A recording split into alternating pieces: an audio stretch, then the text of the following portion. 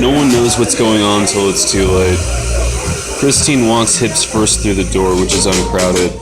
Everyone's at the bar now, clear paths. I clench my teeth and walk towards the bar to grab a glass of ice water. Shivering now. A black girl with a shaved head and a bull ring smiled at me. I thought about trying to smile back, but it would have been the same as using her body. A refuge from my storm of emotions. The sexual sublimation that fails us both. I don't approach. Instead, I scowl at her. I drink an entire 16-ounce glass of water in one solid swallow. I dropped the glass and it rolled down the bar. People who use words like appropriate and rape culture glared at me. I'm sick of seeing so much black. I'm sick of seeing so many tattoos. I'm sick of the secret society. I'm sick of the fake poverty. I wanted a clean girl with a short haircut and a Patagonia sweater at the appropriate weight to fall on and cry into. Nowhere to be seen. A Hawaiian shirt, a polo, some rejection of society's bullshit rejection of society. I deserved it, but what the fuck? What the fuck do I do with all this responsibility? For my emotions, for my failure. There's a spot in my ribs sawing at the part of me that keeps my heart safe from my desire to rip it apart. I'm not a huge fan of self-hatred, self-pity, the need for sympathy. Use your head, it's all your fault. Nothing will ever change if you don't. Another person stared at me for too long. He had a fucking beard and surprise, surprise, a bull ring. I tilted my head down, pushed it forward, shot my eyes directly up from under my eyebrows and bowed to them. My hand extended out to my side, a magician at the end of his trick. Here's my trick, you fucking faggot. And I spit, sustaining eye contact the entire time, draining one long glob out of the gap in my front teeth, which oozed out slowly. He turned away and into his girlfriend like she was her mama. I was jealous. Uptight started playing. 2 seconds into the first song and the sound drops out. Benny's pissed off, looks up with his bottom lip on the mic, dragging, like pulling away from a kiss. You can still hear everything, it's just so low it sounds like an indoor practice. Like your neighbor upstairs can't afford to rent a practice space. Like somebody's playing a cassette. Benny turns around and does this hand motion, the hand across the neck, and the band sort of falls apart, looking around. What's left of the audience is already so agitated from the hour late start time, they're looking around completely silently at each other. Benny looks up, pissed, but with this dopey face, this confused and polite face. It's like his eyes lead his whole jaw, which popped open to yell over the side of the dead mic. His leg was pointed, his toe was pointed, as he leaned over to one side, like a ballerina, like you ask a question through the side of the shower door. What the fuck, guy? A sound guy didn't respond until Benny shouted again, "Fix the sound." A fat tattooed Mexican dude, hobbling from his obesity, dressed in a black discharge t-shirt and a leather biker's jacket with an embroidered skull. Snake snaking through the eye holes, the fangs shining out of its unhinged jaw. Something about dudes with plugs this big. It's as if everything else about them doesn't need to match or have a theme. Every possible aggressive male aesthetic mashed together into one canvas. Facial hair. Fucking facial hair. It doesn't even matter what it is. I watched him waddle to the stage, had to move the crowd, part the bodies. It's the Hemlock. It's a fucking alleyway, it's so tiny. Benny can't believe it, he's already so deflated and holding composure. It's sad that punk, the alternative, isn't able to reward great performers with the honor, wealth, recognition that they deserve. What a beautiful person Benny is. The sound man steps up to the stage, makes motions with his hands as he sidles up to him, and talks to him from the side.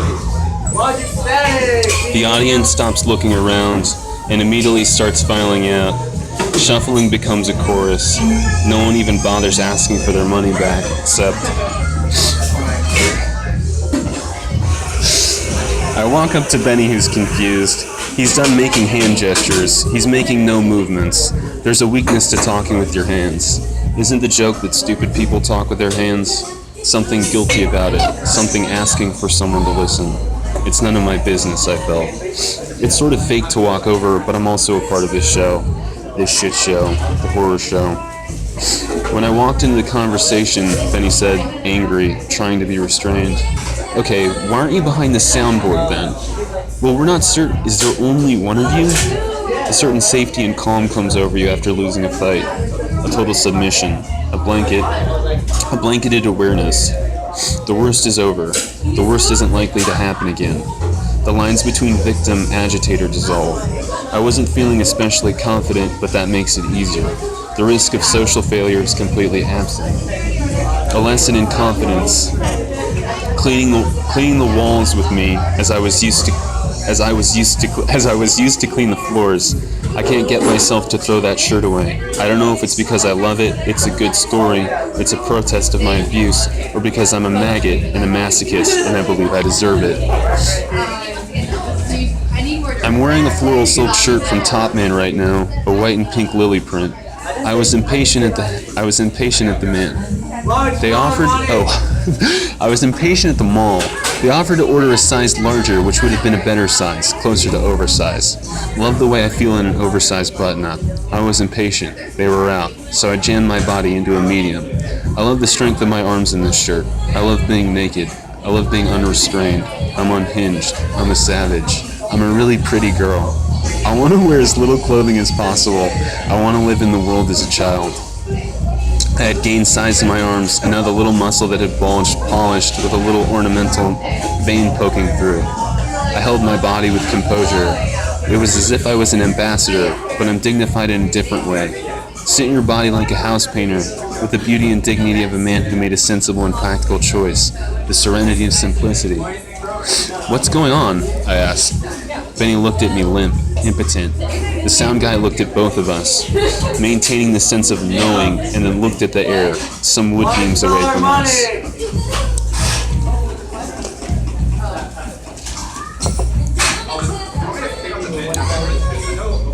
Making dumb, hesitant sounds and repeating them, then said, "We don't know." Well, listen, the audience is not my fault, man. Are you the only sound guy? Well, listen, you fat lethargic fuck. Benny started in. Hey, Benny, ease up. I put a hand on his shoulder. How long do you think it's going to take to fix it? He was red in the face and didn't respond. Started checking equipment on the stage first. I don't know how that works, otherwise I'd detail something here. We're so fucked. Benny ran a hand through his hair. There were a few bodies lingering. They were unnecessarily committed. Christine walked up, looking more capable, still sad but clear. These people, it's not their fault. Austin walked up. We're so fucked. Yeah, that's what Benny just said. You alright? I think they left. Christine looked confused. Who left? Ratchet left. That's rude. It's kind of polite. Wait, what? None of you heard? Bashed Atticus in the face with a mic.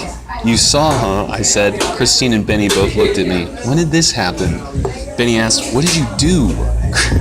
Christine asked, especially concerned, annoyed. Adam came at me after their set. The blonde one? Wait, which blonde one? The singer. He decides for whatever reason to confront me after the show, calls me a misogynist and all this shit, tells me I had nothing going for me, tells me I'd have nothing going on in my life if it wasn't for the women I parasitize in my art. I lift my finger for an air quote, art. I tell him off the bat.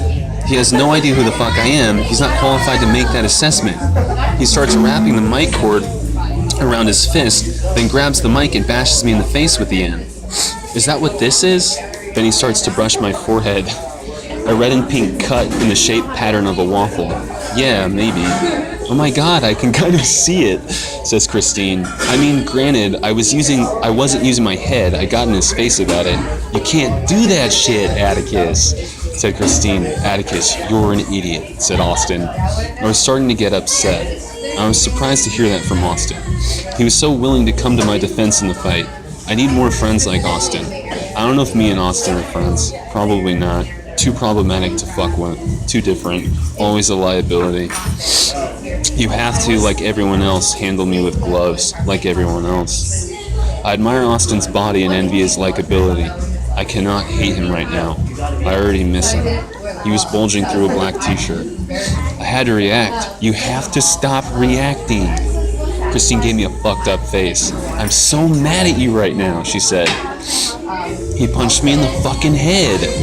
Listen, under the guise of like this political personal problem, this guy just doesn't like that I talk to him like someone who runs shit. So I get heated and bash him in the face, and his whole band jumps me. Pinned me against the wall. That's really depressing. Everyone was eating their anger and disappointment. There was an understanding, though. I had no idea. We had some kind of screeching start happening at a low volume, and Benny started strumming his guitar as if he had just discovered his own dick. Like he had discovered the sound and it sounded out through the empty room. The band woke up out of a passive stupor and reassembled, back into their proper position, standing in their respective position with the posture of a performer. They were supposed to be there. A few of the audience members moved closer to the center, but not closer to the stage. Benny didn't patronize the audience to come closer. He looked around at the 12 people in the eyes and said, "Thanks for being patient," into the mic. Issa's long hair swings over his respective microphone and says in a low tone to the sound man, "Can we fucking play now?" Sound man shoots a thumbs up over the glass in front of the soundboard. "We're uptight," Benny said. A floor torn started rolling underneath the scratching of Benny's guitar.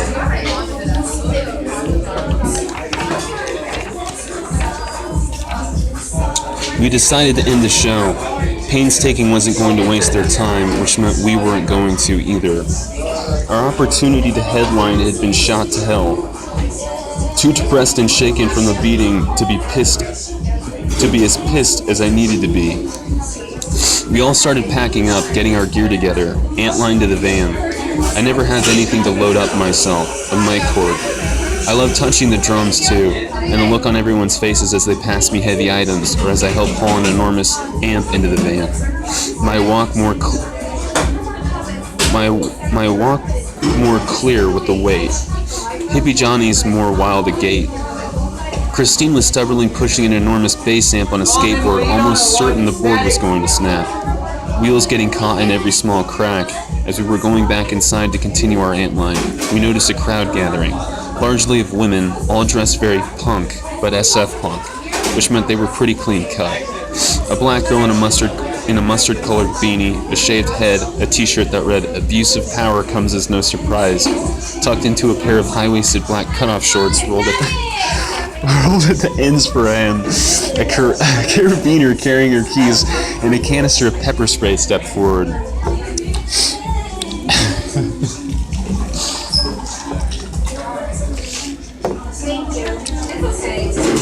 Out of the rest of the black and white mob, some half-Asian punk in neck tattoos and a Patagonia jacket. Patagucci. An interesting choice of clothing if you think about punk, then a significantly more predictable choice when you think about punk again. Punk isn't countercultural at all. It's really just all hot air. People with these overblown political opinions who aren't committed to real activism, so they sort of armchair their way through their own sense of moral and join this scene of like-minded people. It's the most bourgeois idea, anti-capitalist radical art. It's not real. You're not really an activist, you're a performer. You're low-level entertainment for a niche demographic that hardly even has the money to like buy a fucking record. It's not that they don't have it, these people are like going to college. They couldn't possibly have missed the part where art itself as we know it now is possible because of capitalism. You can't really be a band in another time model. I'm not certain how parasitizing a legion of world problems and prostituting your own political value systems became a scan no one saw through. I've said it before, there's very few people who make political art that's not totally patronizing, degrading, didactic, and there's actually a testament to the values the individuals making that art are living. Not everyone's fake, it's just amazing we think producing expensive, ecologically raping art objects is some sort of positive statement. Hey guys, utopia's not coming because we spent the equivalent of 100 gallons of potable water on your Banksy-inspired photo book, you fucking hypocrites. Luckily, everyone I was on tour with didn't bother making overtly political art. They just accept their own hedonism and participation in a group of subbies watching the world burn. Do whatever you want. But here I was carrying a bag of symbols to the van when this black bitch decides to walk up. Hey, are you Bathsalts? I slowed down and looked around. Benny was already laughing his ass off at the nightmare approaching. Are we Bathsalts? Jesus fucking Christ. Yeah, I guess. I looked around. Christine was looking back. While shots, while sh- we shot looks around, all of our eyes like pinballs. Like, what the fuck? Is this an interview? Optimistic attitude. Hippie Johnny covered his face with both hands like an ashamed puppy, then dragged them down his face while he looked up. This is some SJW shit we're about to watch happen again. Yeah, what's up? We don't want you to play Berkeley tomorrow. Sorry, what? It's a space designated as safe for women, people of color, and queer folks, and we find your content to be incredibly misogynistic. Common complaint, you run the space or what? They looked at each other for way too long, which is when I realized they don't run the fucking space. Oh my god, you don't. I would have gotten an email in my phone or something. Listen, I'm unclear on what you think I'm writing that's so heinous women and queers can't listen to it. Their virgin little ears. You think most of your content is abusive to women. Most? What are you listening to? Dragging a girl by the legs across an apartment and spitting on her, I think, is evidence enough. I'm not certain you understand the point of that song. What's the point? What's your excuse? The half-Asian kid barked, arms still crossed. The song's about volatile expressions of codependence. It's not a celebration or glorification of abusive behavior. It's hard to explain such a basic concept like it's new or original. It's easy to look at it and say, this is violence against women. I get it, the concern is legitimate, but the image has no impact if someone perceived as more vulnerable, innocent, isn't being victimized. I'm unclear. I mean, you're putting me in this position of rationalizing my art, so it's already such a loss. There's no curiosity. You already have your own ideas about this art's intent. It sounds like an excuse to me. You take your anger out on women, people more vulnerable than you. There's no humanity.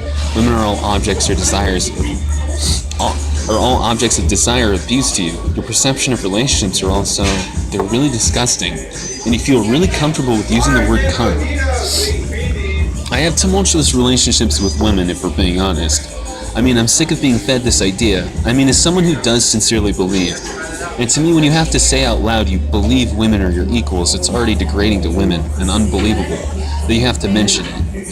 We feel different about how one believes or practices or subscribes to a value system. Like, if it's important to you, you'd likely save that for very specific instances. I believe that women are equals, so I'm not wild about their being treated as victims or more vulnerable at the start. Also, I actually use the word cunt freely, so I'm not certain why that's an issue. It's not necessarily, I mean, it's like calling someone a dick. You have a dick, you're acting like a dick, you get called a dick. It's a desexualized word. It's representative of equality and acknowledgement of our equality. You're not absolved if you're a cunt, you're a cunt. And I actually call a vagina a cunt because it's about what you consider appropriate or... Seems like all you write about is women. True, a lot of what I make is largely impulse-based. Steve Albini's talked about this.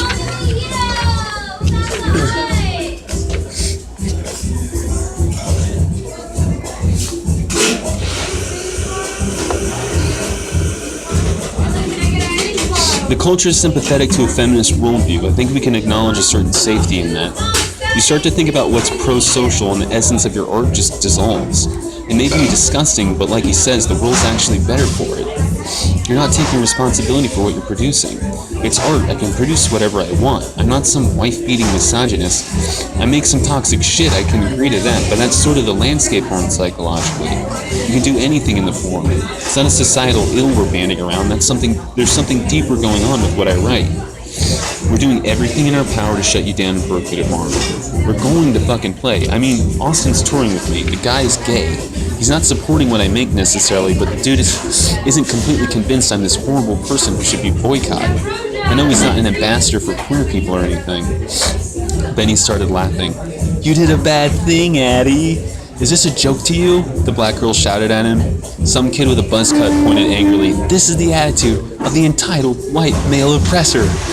It ain't a fucking war, guy. I shouted back at him. It is for us. For who? Violence is just an idea to you. It's very real to us, to women. Everybody I was with had heard enough. They stopped creeping around quietly and finished loading indiscriminately with absolutely no sensitivity to the gravity of the situation. I mean, it's not new. Last tour was like this. Hippie Johnny sealed the gear into the van, slamming the car door on accident, but you could tell he was angry. He couldn't help it. Hippie Johnny is a kind of feminist and told me every step of the way that if I was to create this kind of content, we were baiting, and we would waste a lot of time being potentially pigeonholed. He loves me like a brother because I am one, but he's disappointed in me. He's tired of what I've made and how it hurts people, who it hurts, what it causes. He hates my turn into conservatism and my abandon of traditional anarchist roots, but he also hated being subject to the constant critique, the community policing, the ideological righteousness that he fundamentally never subscribed to. Hippie, Stephen, Christine, Zach all slowly walked up behind me in a similar formation as the protesters. Someone had a communist hammer and sickle button. Can only think of all the gay people shot under communist rule when I see it. A red-headed woman who looked at least 30 with thick wavy hair that fell over her large breasts was wearing a shrunken black denim jacket with the sleeves cut off, bursting out of everything. A red button-down with rounded girl collar and tiny yellow and blue flowers on it. The bottom was tied into a knot. Her jeans were tight and black, and her cute pot-belly let the jeans right up and wrinkle at the hem, just before the waist, just above the thigh. She scowls at me, but it seems fake almost. I start to look her over and blush. I can't believe how filled with love and protective instincts I am. I can't control my body. Fuck the war. Why are we on opposite sides? She weakened. I wondered if she wondered what I wondered, and I thought how stupid are these divisions. When confronted with the ideas of my own art, I question whether or not I am making excuses. Are emotions filth? Who am I underneath the mask? All of the defenses I make for what I produce.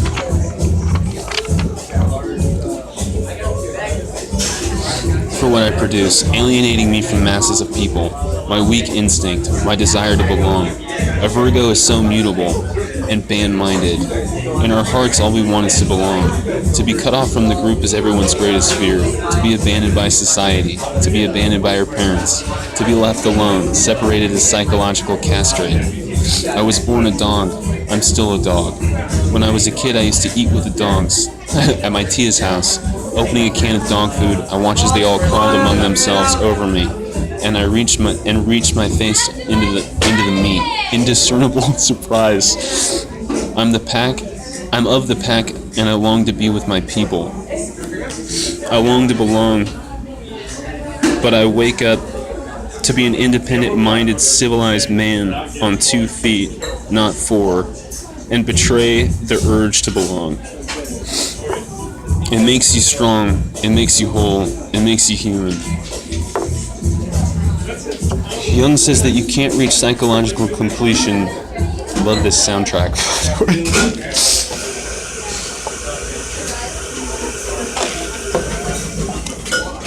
Jung says that you can't reach psychological completion until you relinquish your resistance to society at large. I'm still in revolt. See, it makes me feel awake to join. I need to lead to be the man I believe myself I can be. To belong makes you weak. To belong makes you susceptible to so many manipulations. To belong makes you self-righteous. To come into the defense of the moral is like a sadomasochistic relationship.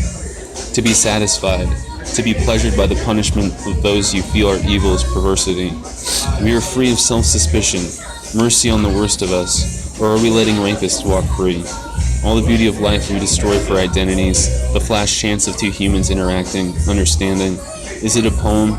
I think there was a Jew who fucked a Nazi once. They shaved her head and carved a red letter on her forehead with a hunting knife. It was a movie I saw once. It reminds me of a poem. I know it's fucked. It doesn't make it right just because. Am I sympathizing with the wrong people all the fucking time? She got angry at me when my face got angrier. Is it even possible to separate fully from your evil? Had I allowed it to take over me? The band wasn't going to budge until the unit protesting us was. Do you really believe you have a right to silence someone so many people want to see and play beside? Honestly, you can do whatever you want. It's your right to protest us. It's our right to play. Are we the plague to society you're making us out to be? What do you deem appropriate music? Like, I don't know, what's the argument for it anyways? We have to act on what we believe is right. It's obvious you're indifferent to it, the effects you have on society. It's not easy on women, it's not easy on everyone. That's what every fucking straight white male says in defense of their bullshit art. I've learned more about who I am from Henry Miller than most anarchist texts I've ever read. I'm sorry, I don't know if radical politics failed me or if I failed them, but I can't look back anymore. If someone is determined to be good and purposeless society as me, as I am, can be this hated, you're the failure. You're an egoist. What if my ego is the only thing I can believe in? See you tomorrow, said Benny, starting to get sick of the conversation. My last statement made me feel weak. I looked so pathetic. Intentions revealed make you look so pathetic. Understanding will always be ugly, and the sample we select of a person through what they choose to externalize might be all anyone knows of them. The tip of the iceberg might be all anyone ever sees, and so we only know ourselves as much as well. People die incomplete, and that's all they could have ever been. The redhead turned and I watched her big ass sway while the huddle of bodies, satisfied, collected around each other and walked off to whatever corner of the earth the righteous inhabit. It's like a carpool of angels and tattoos. I stayed clean and unbranded. I served Satan as I served myself. Evil doesn't have a proper ambassador, as the other part of ourselves so poorly explored. I was always a good person, like my mother. She makes the joke. I don't fuck up a lot, but when I do, I make the biggest fucking mistakes. How do we move on from what we're in before we've passed all the way through it? William Blake, you gotta go to hell to get to heaven. Something like that. Get the fuck out of here, Benny muttered. He put a cigarette out on the lamppost he was leaning on like Top Cat. Addie, you talk too much, said Issa out of his van window. I looked around stupidly to try to find where the voice was coming from. Couldn't find it. You're an idiot, Stephen said. I stared into the dark. The light of the lamppost didn't eat the stars surrounding its light's range. My eyes started watering, the crowd still in view. I watched ceremoniously walking and put a halo on each and every one of their heads. Tears welled up. I looked to my left and exposed my neck. Never turn your head away. Never turn your neck. Never expose your neck. It's an act of submission. An evolutionary instinct to show respect to someone stronger than you. Emotion for the conflict averse. I looked back, shadows of backs, wet eyes, a little bit of rage whetting my appetite. My fucking face hurts.